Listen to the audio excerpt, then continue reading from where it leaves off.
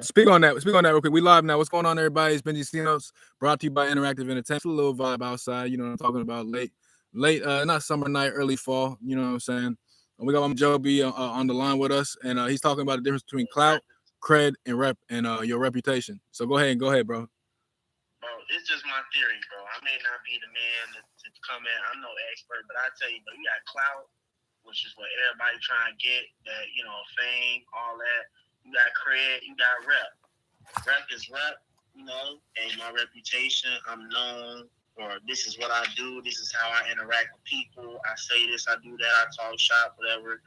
Cred, I do it so much based off my rep that, you can guarantee, you feel me, that I do it. You guarantee to know for a fact that just off my cred, just off my rep, I'm a drug dealer. I push this product on a daily basis, so you could go on ahead and front me that. Just cause, just off the type of dude I am, I'm gonna get that product off. You might even want to front me a couple packs just cause I got the clientele. What T Grizzly say? He's here's a little something extra just so you can handle or just so you can manage. Right. But when you talk about clout, you talking about I'm so big with it that I could get you a job in this field. And this is one of those clientele type fields. I'll give you customers. That's clout, and that's just my definition, bro. It may not be. That's my theory, bro. I'm no expert. I'm a theorist. You feel me? And I put theories out there all day. So perhaps maybe just off that alone, you know what I mean? I may be on some clout, you know what I'm saying, or some cred type, you know what I'm saying, or some rep. You feel me? Because I don't really got no clout. I never lay claim to clout. You feel me? If you got clout, you functioning with me, you giving me clout. I appreciate you, but that's my rep. That's my cred. I talk shop. You know what I'm saying? Also, clout is like not to diss your city or nothing like that. I got love for Chicago. I had a great time in Chicago. I've been in Chicago more than people realize I was in Chicago from years ago, 10 years ago, 10 plus years of being in Chicago. Actually, when we moved from New York, we used to go to Chicago every weekend. You understand? But anyways, I realized I saw this academics thing about how most of the rappers he blew up or whatever or had help blowing up weren't really the guys that they acted like they were, but they realized this will get us money to then give the resources and the tools to the people who are really doing that to function better. You understand? So it's I realized also a lot of people didn't really see themselves doing much after that or after a certain age. So they just went all out with the shit and then lived life like there was no repercussions or no sort of consequences. And so you notice there's a lot of people just from the position itself, orator, rapper. I'm telling the story of my existence and the existence of those around me. Like, and so it's for me, I'll drop names, but I stopped dropping names. I literally had to go back and reverse the engineering, reverse the audio just so I didn't drop somebody's name. You know what I'm saying? Cause I didn't want to, you know what I'm saying, an issue. But not an issue, but I didn't want any heat. You know what I'm saying? Yeah. And so it's and that goes back my fault, bro. I'm listening to you.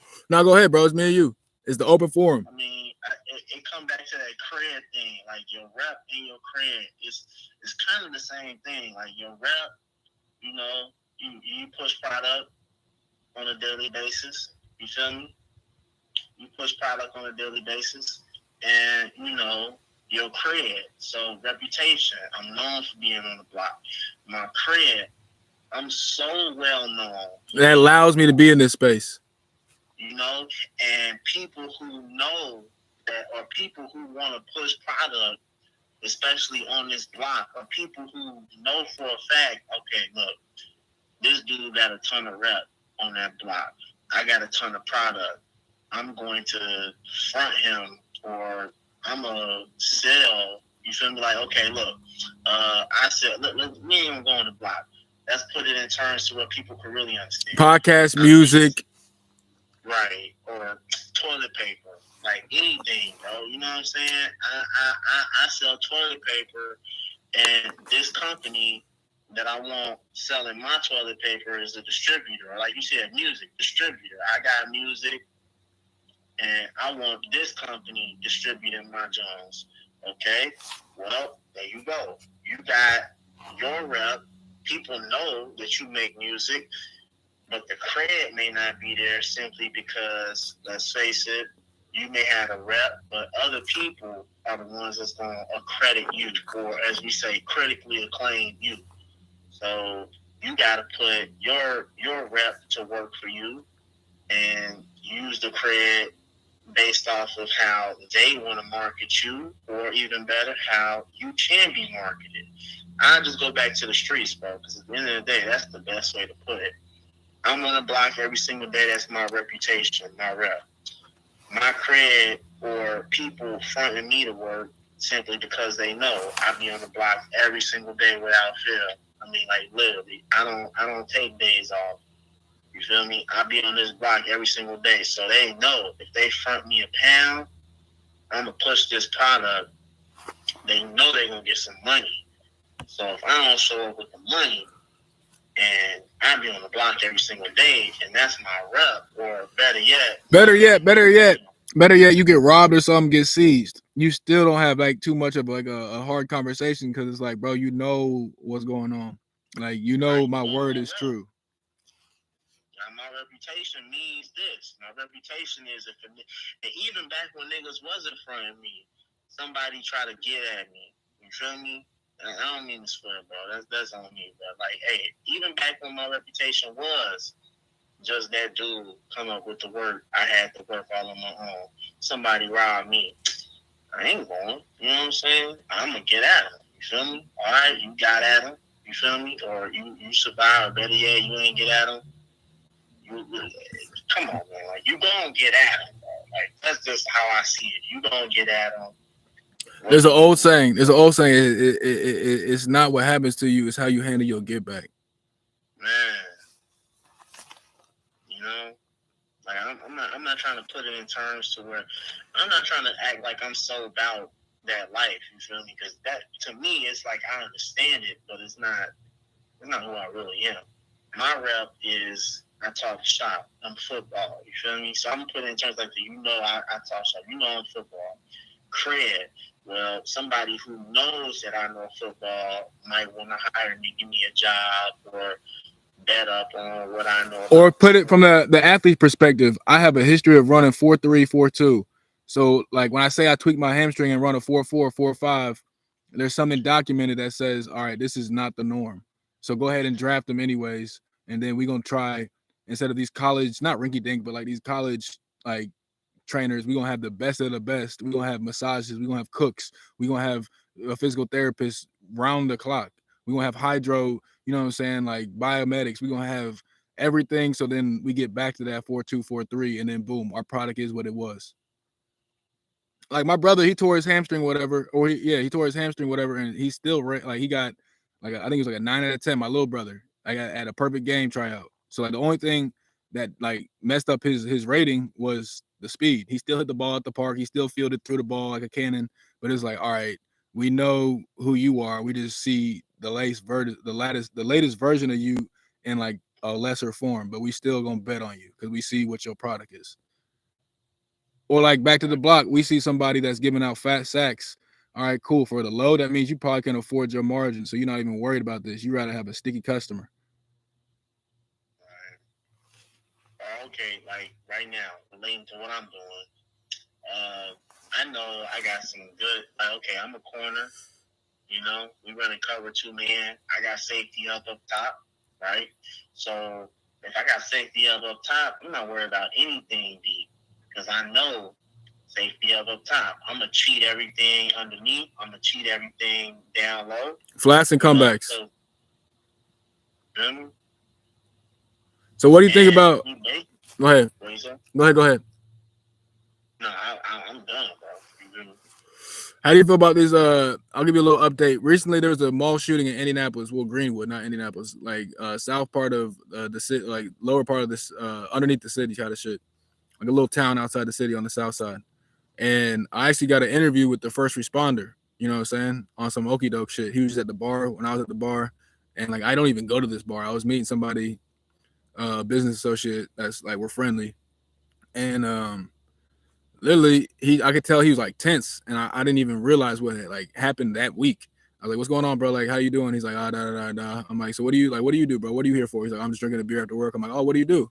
He's like, "I work at the mall. I'm a first responder." I'm like, "Oh shit, I already, oh so like." He's like, "I don't want to interview. I don't want to talk about it." But I'm like, "All right, cool." So I had an interview without having an interview. You know what I'm saying? I like ask questions, probe, and then just let him talk. And then like I'd be quiet, and then he just talks some more, and then I'd have a follow up, and then he talks some more. Then I'd be quiet, then he talks some more. Then I'd have a question, then he talks some more, and I had a whole interview out of it. You know what I'm saying? And so, how do you feel about gun reform laws? Like after all the mass shootings, you know what I'm saying, the Valde school shootings, like all these unfortunate like situations in American history. How do you feel about that? Well, me personally, just to harmonize with that, I think about what's going on in the state of Florida, Hurricane Ian, all my videos that I've been making for Madden, this is Madden videos, they've been postponing updates because of what's going on in that state.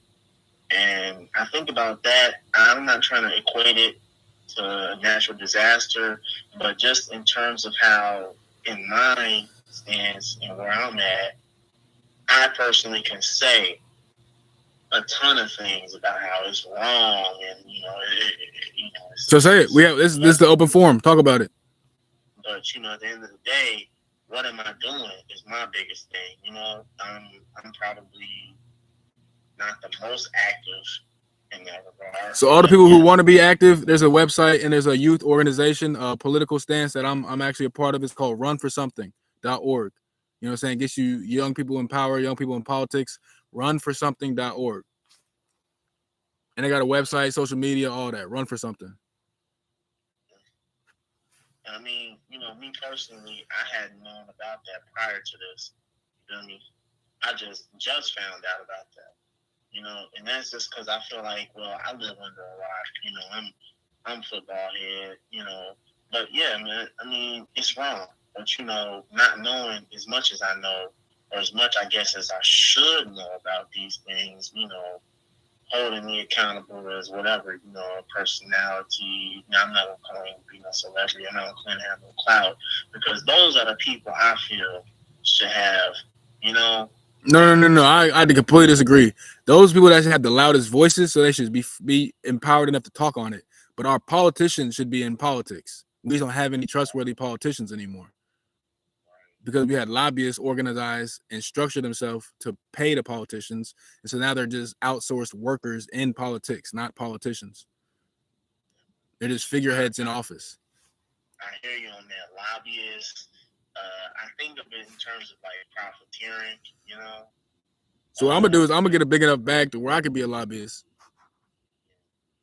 Because I can't be in politics. I can't, you know what I'm saying? So I can do what I can do, and that's be a business owner. And that's all those lobbyists is. Retired business owners or passive, silent business partners. Right. I think of that lobbyists. I think, like I said, I think of profiteering. Uh, you know, I know that that's more along the lines of war crimes. I might be, incriminating people, not necessarily related or towards me, but it's just, you know, like when I think of a lobbyist, I think of a person who has insider information, insider trading. You know, maybe perhaps when I think of myself, But by payment, not by product yeah, or service or resume. They buy the not, rights to the information. you They know, buy the way into the room, and they have a big enough bag to control the room, which says something about because like we're the only really country besides like the corrupt third world countries that allow that. Like you can't just put your nuts in the middle of parliament. No, you don't even feel comfortable around that building if you're not invited or born into that. We're the only ones that realize this is a capitalist society, so everything is for sale. I understand that as fascism. You know, this whole idea of it's only wrong if it's a rule or a law for it, which is baseball. They got that. They started to do that, regulate certain things. Or not even But just it's baseball. like, Take it at the Rich Paul rule. This young black kid brought his black friends, and they influence most of the NBA now. We're gonna stop that from ever happening again. It already happened in this generation, but we'll be damned if it happens in the next generation. Cool. The top 4 of the top 5 basketball players of all time skipped college. So what we're gonna do? And they empower the whole community. What we're gonna do and fed families for generations. We're gonna stop that and make you try and give another layer towards success, another layer towards prosperity, because we know one of you guys or 8 out of 10 of you guys that are that talented are gonna fuck it up. There's gonna be more Darius Miles than there are gonna be LeBron James. But if you look at Kobe, LeBron, what's his name? Well, no, I wouldn't say in the top 5. Like I said, Kobe, LeBron. I don't know if Wilt went to college or not. But like the most dominant players, mostly were already ready. They were like that already. And I take it to like Ohio State, Maurice Claret. Like you can't tell me he wasn't ready to play in the league. You can't tell me Adrian Peterson wasn't ready to play in the league. You can't tell me Calvin Johnson wasn't ready to play in the league. You can't tell me Vince Young wasn't ready to play in the league. You can't, you know what I'm saying? Like Reggie Bush wasn't ready to play in the league because that's all he like. You can't tell me, you know what I'm talking about? Larry Fitzgerald, he actually got away with being a sophomore going to the league. You feel me? But like you said, Maurice Claret was around that time. And if you look at the Maurice Claret, if you look at the interview with Vlad TV, you'll notice that what he do after he got his ban, he went right back to what he was doing, robbing, and then but he wasn't supposed to be doing that. He's supposed to be running a football. So what he do? He got into some shit, and then he got to go sit down.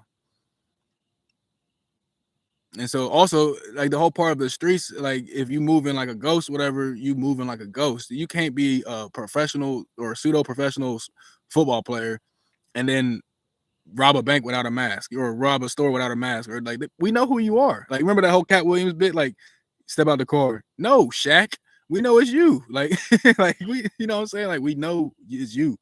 Like it's supposed to be like a ghost figure, you know what I'm saying?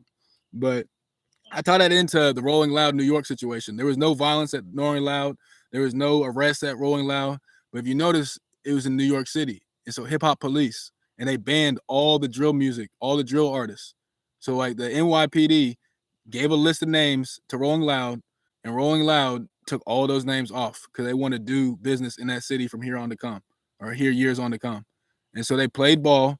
And then what do you know? Next thing you know, boom, oh, we told you nothing would happen if we took them off. And I understand, like, we don't want those enemies in the same room because something's liable to happen.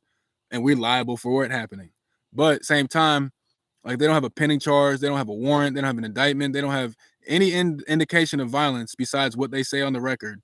Goes back to the gun laws. I asked about that because I'm thinking about putting this union together sponsored by the NRA. And so it's like the NRA will go argue with Congress about the right to bear guns and the right to use guns. Stand your ground laws have been made. Stand your ground states have been founded and established. But then you're telling me in one of the oldest cities in the whole country, founded by the Constitution, in which those amendments were made amendments for a reason. They weren't part of they weren't part of the preamble. They were part of the amendments. As in, we went over time and saw this should be added. So if it's added some places, shouldn't it be universally added based off of the oldest part of the country? But it's racially divided because it's like, no, no, no. The farmer can have a rifle, but the city kids shouldn't have a rifle. Yeah, and talking about city and the state of Texas, as well as also the Fourth Amendment, the right to bear arms. So Rolling Loud, Florida, Miami is different from Rolling Loud, New York. Okay, it's in Florida. Okay. Oh, it's in both of them. It started in Florida. It's in New York. It was in Toronto. It's in a whole bunch of places now. It's a thing. But I'm saying like, how does that make sense if it's a federal universal law across the board? Federal means universal across the board. It's another layer of protection. So yeah, like, so I'm saying if it's another layer of protection, shouldn't it be everybody should be protected under the same protection? And when you say federal, I mean, I totally agree with that. But see, that's just the thing, though. And it goes back to the Civil War with the Confederacy versus the Union and the right to say, well, our, government, our state government, our state legislature, because people don't understand. I'm going to break this down to you. This is something that I was telling people back when I was in like 2012, 2013. I was telling people the word state is in fact defined as a country. So when we say United States, we basically are calling the states their own entities. Country.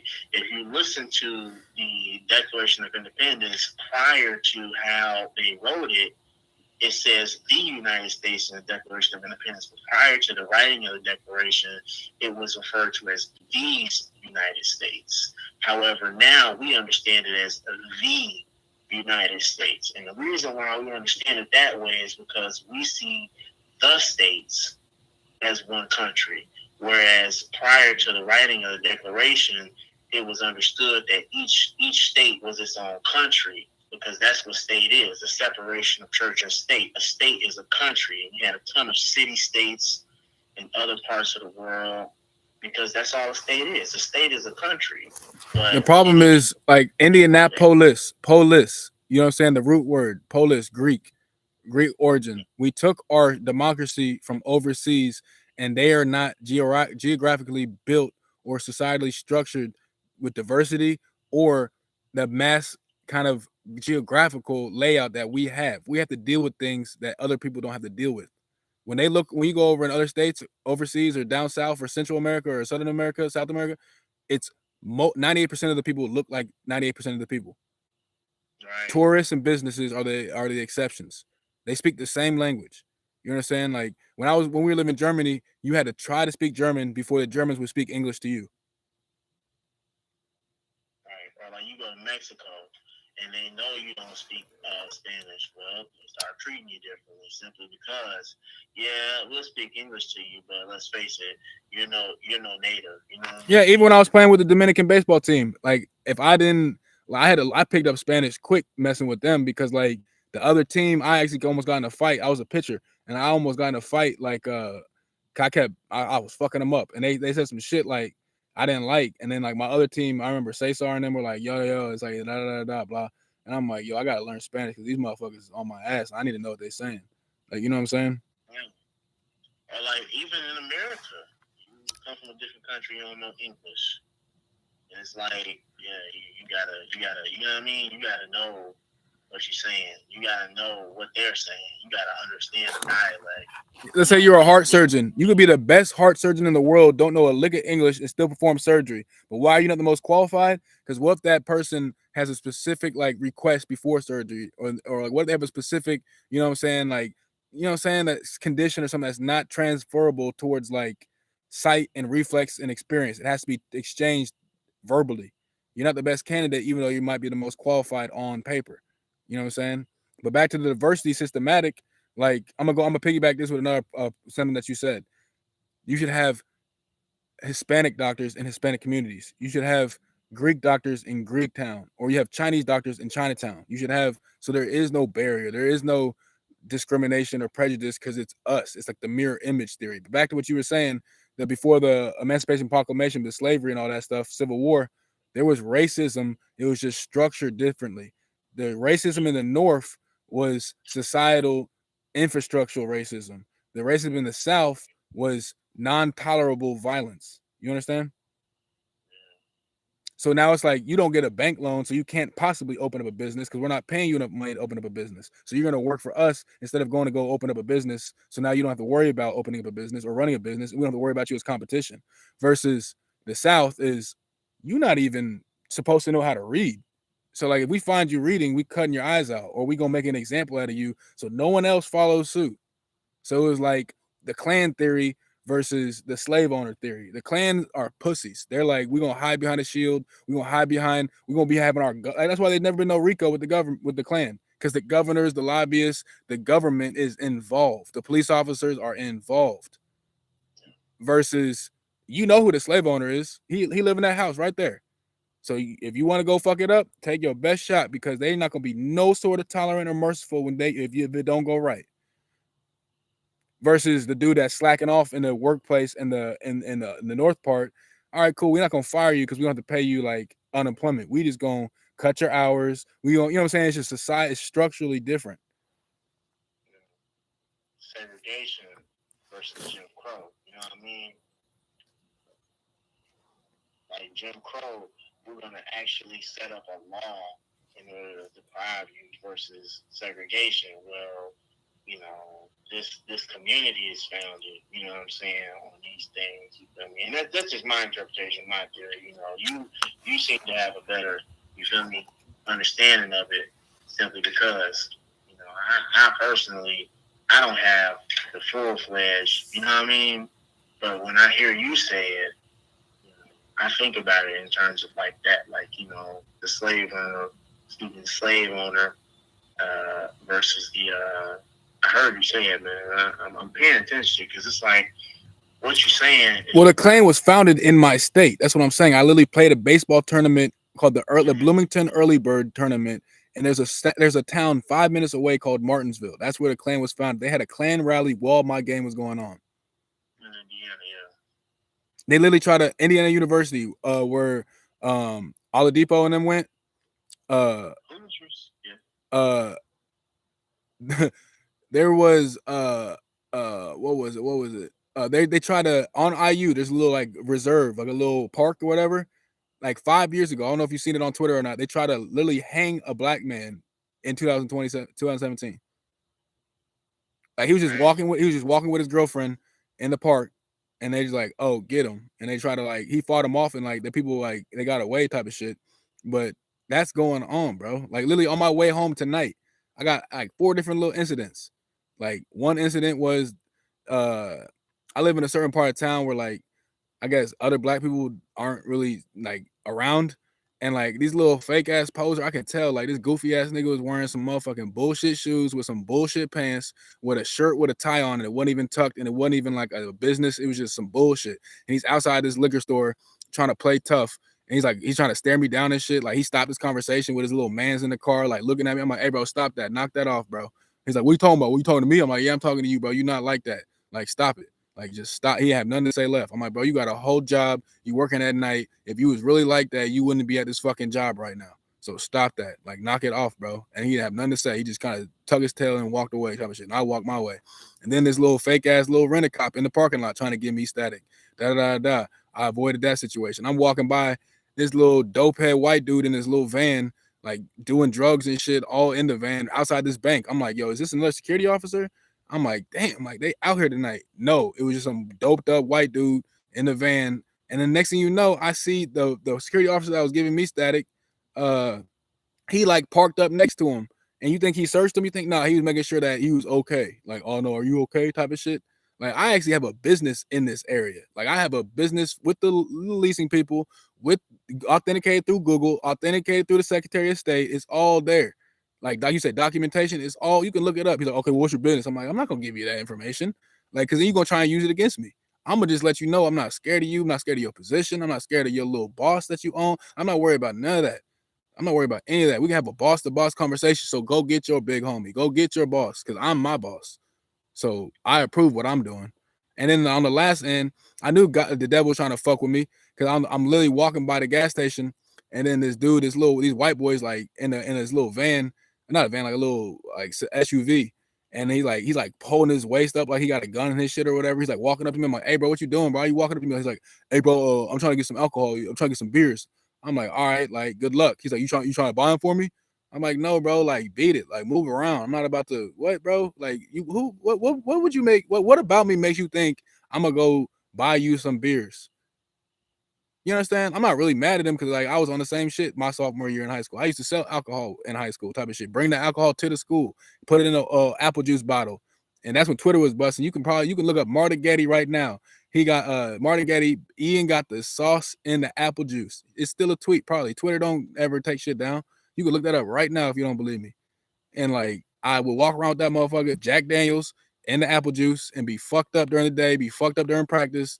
Like, you know what I'm saying? Like that was my song. I was young, type of shit. You know what I'm saying? And then one of my homies, like, I'm not gonna say his name, but he got caught. I was on my retreat.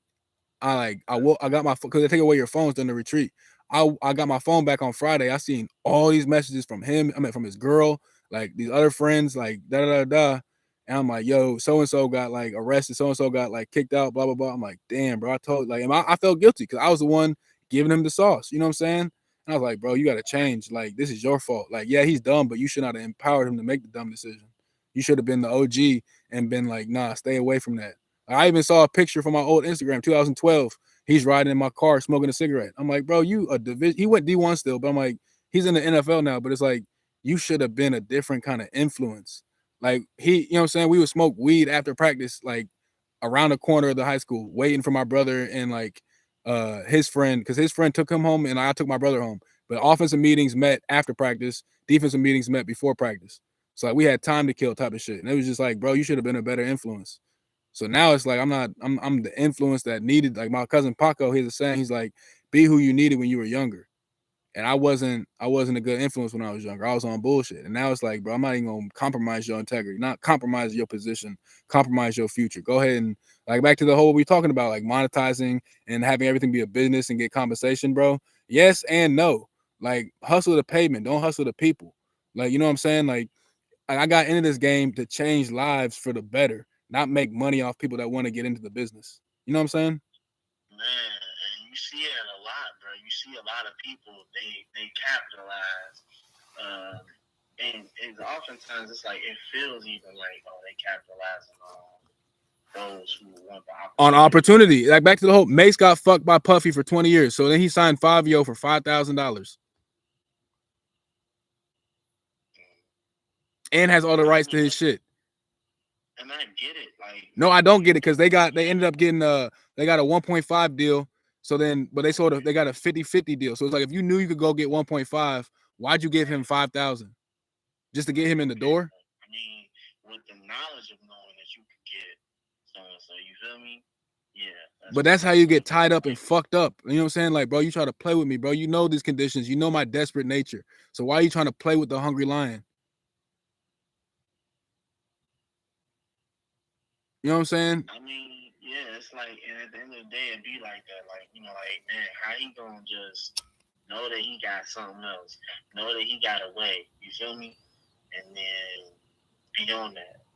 And I see what you're saying, because all the time it's like, from my perspective, I'm the one that'll probably be looking for an opportunity, and then. But that's why I stopped doing the meetings, bro. I haven't done like I haven't done my 10 to 10 consulting in like 2 weeks, 3 weeks. I just started doing I got to deal with Pandora, I got to deal with Spotify. I'm doing this Netflix deal. I'm like, cool. I'm gonna just do the podcast. I'm gonna go do the live streams. I'm gonna do like the curator positions with the companies. I'm not even gonna try and get any more blood out of this turnip. Like, you know what I'm saying? Like I'll put it online. I'll have all the shit online. This dude hit me up 2 days ago. He's like, I got to meet with him on Sunday. He's like, I'm gonna come with a certain amount of money. I'm like, all right, cool. Like that's the way I'm gonna like capitalize. I'm not gonna go fish. I'm gonna let the fish come up to shore. You know what I'm saying? Man, no, yeah, bro, I feel you on that, because it's like, at the end of the day, it'd be like people feel like they could just. I mean, I'm not saying that everybody feels like they can make everybody a client, but at the end of the day, let's face it, like, you if you pick and choose those types of people and be grateful for what you get. No, but not even that. Like that. I'm gonna give you the sauce. The theory is you sign everybody, Right. because it's 98% gonna fail, but those 2% is gonna pay for every investment you ever made. Or contribute. You feel me? And not even that. Now take it a step further. That's not with you having a system. I have a fail-proof system. I can put anything and anybody in this system and make it work based off of the map that I drew up in the relationships that I made. That's that formula right there. You feel me? So if you have a structure, you have a skeleton, you can always add muscles and work out and grow your muscles, or fast and eliminate the excess, like Bruce Lee. Like it's a fail-proof system. So now what I did was I had to be sit down and through Russell Simmons' success through stillness, success through silence. I'm gonna go get these other bags and then fund the main bag. And now I have more options. So if I do charge somebody, now I have a lot more outlets to put their products in. And then I'm gonna further ensure the process and guarantee a better result, because we have more things going on. Like if you only have a fastball and a changeup, and then you go take let's say you get rocked and you go back to the minors, and then you go develop a curveball, you get a slider, you know what I'm saying? You fuck around, get a knuckleball. Now you come back to the majors with 5 pitches. So it's like, all right, you took your time. They just see you know what I'm saying, in the minors doing that, and then they feel like, okay, well, the age film will dictate. Nobody knows this about you. Yeah, you go with this knuckleball. You umbrella type corporation building off of what you do have. You know what I mean? And then creating something else entirely to the point where it's like, okay, well, I call it bulletin board material. Like, you see me blitzing all the time on bulletin board material. You see me do this all the time, bulletin board material. I see you as a quarterback throwing this pass, or I see your team doing this. Or like they say, you go to the playoffs, you got to the playoffs being a good running team. Now you got to start passing the ball better because everybody knows that your running back runs the ball for at least 100 yards a game. You're going to give him 25 carries. Sometimes, I'm not saying all the time, but sometimes if you want to throw him a curveball, maybe we give him 30 carries, or maybe we deprive him, give him 15 carries, simply because that's what they're expecting. Like we pay him Morgan Newton, right? He was like a huge player in high school, college, whatever. He didn't make it to the league. We played them and bust their ass. We had this new quarterback called Kofi Hughes. He ran for like 200 yards. He was a quarterback though. No one's ever heard of him. No one. We played on ESPN, like not ESPN 2, 3, 6. We played on ESPN live, and we fucked them up. Like we were supposed to be the underdogs. We fucked them up. Like Kofi Hughes is, but what happened the next year? They knew what Kofi was, what he could do, and they clamped him up. They put perimeter D line. They didn't rush. They just kept the hold on the outside. And they dropped the corners and they dropped the safeties. So now there's no threat for him to run, and there's no threat for him to pass because he doesn't pass. He just runs. But the X factor was we don't know who this guy is. That's that bulletin board material. And don't get me wrong, like it doesn't always, you feel me? It doesn't always work like that. But I'm saying even with the trick plays, we had a guy named Kyle Coney. He played for us, and he went to Florida, and he's in the league and shit. Literally, we had a trick play called Gator. It's when we would drop him on, and we wouldn't put a tight end to cover him over, and we let him do a little 10-yard corner route. Somebody broke into our locker room, like cause we played in a fucked up, like we played at this bullshit school, like not bullshit school because that's my old neighborhood, but like it was some like it was rocks in the field.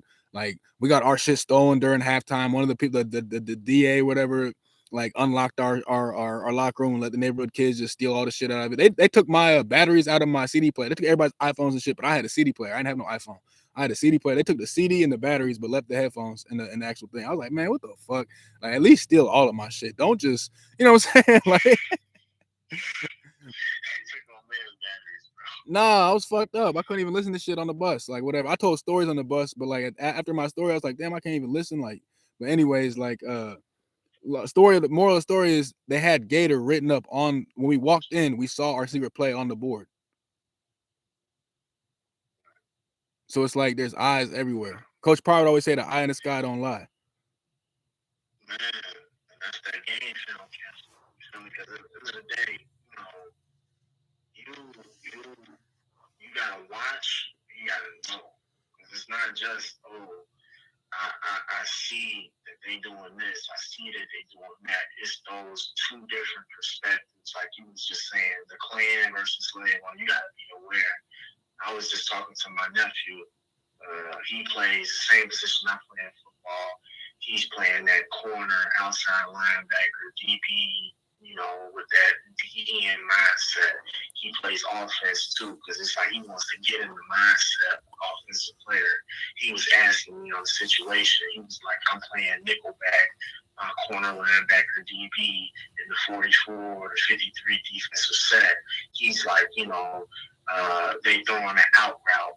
And the quarterback is trying to, Russell Wilson, he fake the run, maybe run for about, faking the scramble. If he does he keeps playing the position, he's playing the situation. He's about to run towards the line of scrimmage. Me as a nickelback, I'm going to read that and try to take that run away from him. But then as soon as I start running, he gets to throw. Yeah, it's a flood route. They're gonna do a corner and they're gonna do an out route. They help you buy on the out route, right, and then the cat and mouse. And I'm telling them, I'm like, bro, you gotta, as a nickelback, you gotta read how many yards does he run on that out route. No, it's not how many routes does he. No, it's not that, bro. The advice that you need to give him is how many yards does he need. Yeah, and that's what I was also saying. My first question to him was, what's the situation? A, are you running man blitz or are you running cover 2? He says man blitz. I said, okay, now what's the situation? First down, second down, what's the situation? You play the situation. If it's first down you concede on however many yards he's going up. If he's going up 3, okay, concede it, because let's face it, he gonna quickly throw that ball to him if he's in the slot and it's a 3-yard up out. If it's a more than 3 yards up out, okay, they trying to get more yards than they may need on the first down. So the situation is it second down, is it third down, how many yards to the sticks? Because when it's second and long, we play the sticks, but we play the sticks in the route. Oh, okay, 3 yards up, I'm taking it out route, it's second and long. And I'm going to just stay behind that and step up and make a tackle. But if it's first down at 10, no safety help, like how you know what I'm saying, I'm accustomed to, all right, and you got me in the slot, my man's going to run an out route, I'm watching his hips, you feel me, the receiver's hips, because I'm already knowing the way he moves, the way he run that route, he may be a good route runner. But just like you said, quarterback shoulders will read it. The wide receiver shoulders will give it away. And also, it might be if it's first down, first and long, or second and long, first down, first and 10, it might be an out and up. You have. Right, I was telling him that too. Like, watch that too. You got to also read and react, because if he gets that out route and he don't, this is another thing too. Man blitz. So okay, man blitz. However many yards up he goes in order, because this man blitz and they read it perfectly, it's got to be 3 yards up and then out. Otherwise, you telling me he going more than 3 yards, bro? I expect the pursuit. You see what I'm saying? To get to the QB, especially if he calls himself rolling out by time, like, bro, nah, you running into somebody about to block, about to tackle. In most cases, theoretically, that's not what happens. I bet. Read the receiver. It's an out route. Okay, bet it up. I'm 5'9". You see what I'm saying? So I'm not even working with the best height as a DB. But I'm saying though, if it's let's say it's third down, Coach Pryor would always say put your heels on the sticks. Like, you know, I'm talking about, like, don't even backpedal. Don't backpedal. If he gets by you, open your hips and then you see the whole field. Because you're reading the quarterback the whole time, and it only takes 3-4 seconds to get to the quarterback. And so, like, you know what I'm saying? Like, if it's third and whatever, then you put your heels on the sticks and then just watch and react. You don't even need to, you know what I'm saying? You don't even need to do it, because it's really about eye discipline for a corner. It's just where your eyes at. Like, we used to run. Like, if we watched film and they see it, we had point system. If we could see your head turn where you weren't supposed to be turning, that was a point. You had to run a sprint every point you had. And that's what I was trying to get on. It was like, okay, you talking about nickel bag in the slide out route. I'm like, bro, what is your scheme and what is the situation? Because if you got safety help up top, I'm trying to tell you, safety help up top means take a risk. I'm sorry, I'm gonna concede. No. If you have safety up top, bro. If I had safety up top, I probably would have had twice as many interceptions. I would have jumped on everything. But I had no safety, so it's like I can jump on certain things. But I also realized, back to, like you said, preparation. Like, when Coach Pryor would, like, print out them routes, because he would watch tape and he'd print out, like, the tendencies. And so, like, I really was, like, in a high school program that was really like an NFL program. Like, we had, like, Coach Brownlow from the Cowboys. He was our linebacker coach.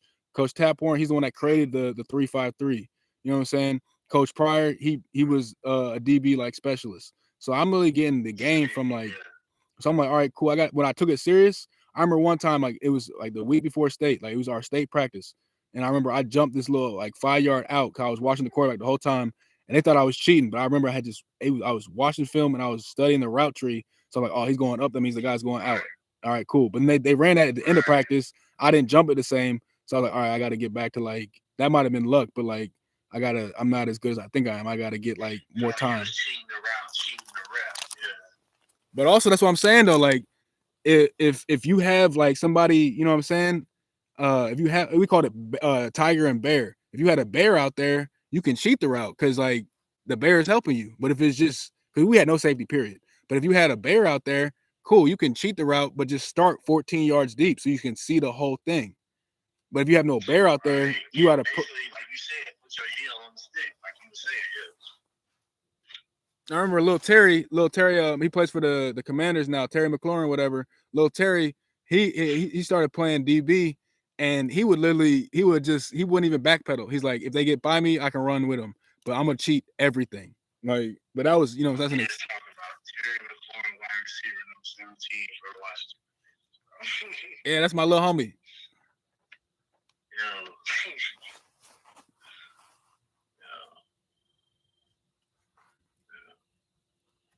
He did that. He did his thing, bro. He did that. They tried to play him though. I remember they cut him from.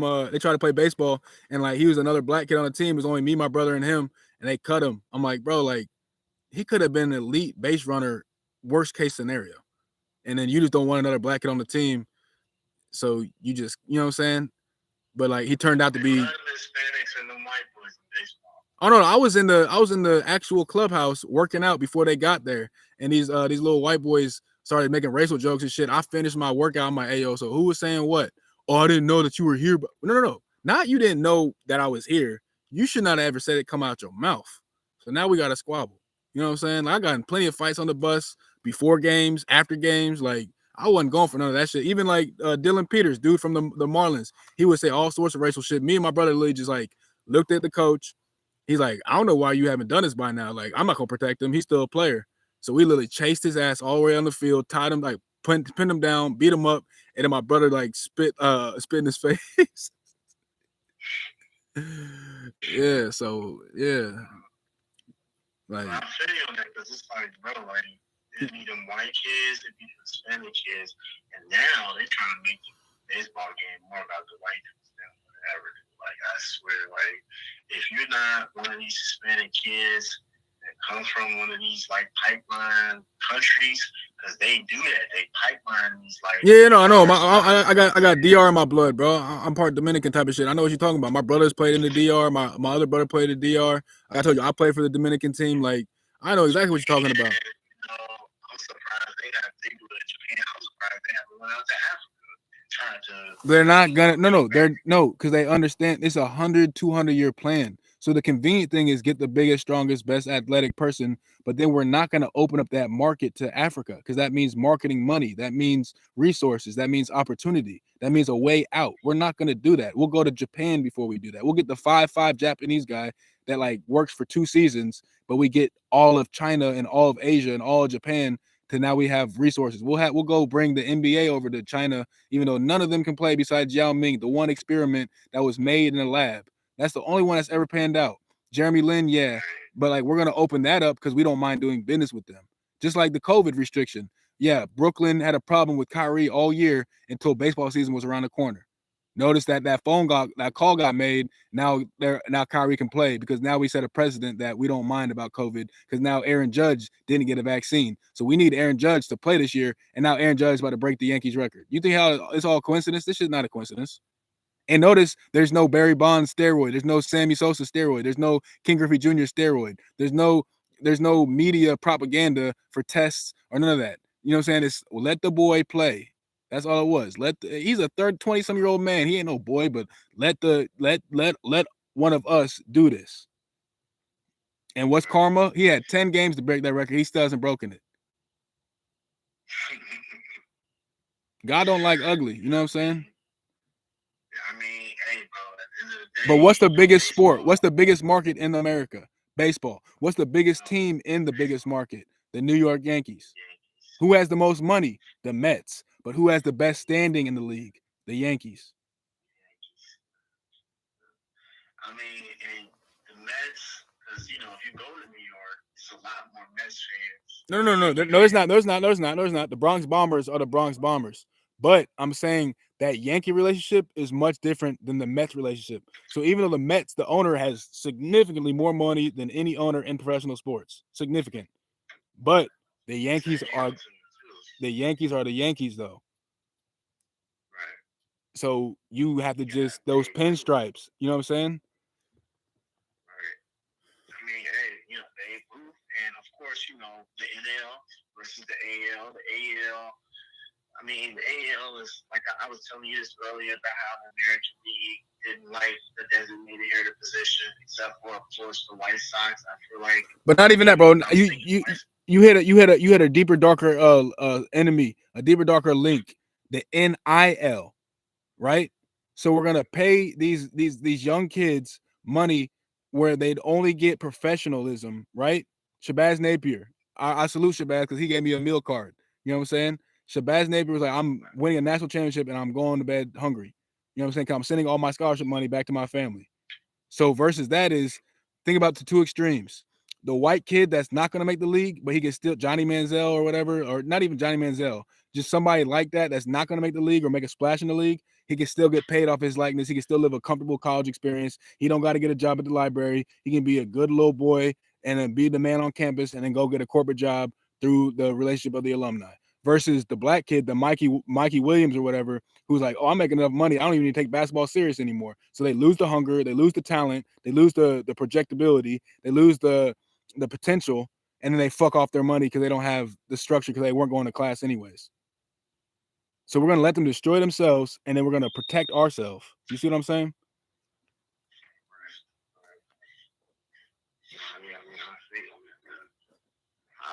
I don't know as much as baseball about baseball as I wish I did. Because at the end of the day, I know enough. I don't know a lot. But I hear you though on the Shabazz thing for Bro, I remember I was on University Avenue at Monday Wings, right? Jameis Winston threw 5 touchdowns in his debut. I can't stand that dude. Now, Matt, no, he's hilarious. He's hilarious. Watch this YouTube compilation. That shit will have you laughing, bro. That we gonna eat a W. Okay, you a Ball State fan? You a Ball State alum? I'm an NIU fan. I got my NIU T-shirt on right now. Fuck the year that Lynch. Man, Jameis Winston. Yes, the year that man Jameis won the national title, won the Orange Bowl and the Heisman as a redshirt freshman, the second dude to do it after Johnny Manziel, who you just mentioned. He won the Heisman as a 12-1 FSU team playing against my Northern Illinois Huskies, who went undefeated that year. And he beat the Huskies in the Orange Bowl. I'll never like him. But I understand. But fuck NIU because I remember my buddy Newsom, Newey. I know they racist out there. But I'm saying, but fuck all that. Newsom had Jonathan Newsom. He transferred from O-State. He was my locker buddy. He was number 11. I was number 13. Newsom, he literally gave me a ride home my first day of practice type of shit. Cause we couldn't have cars on. We couldn't you know what I'm saying, we couldn't drive and shit.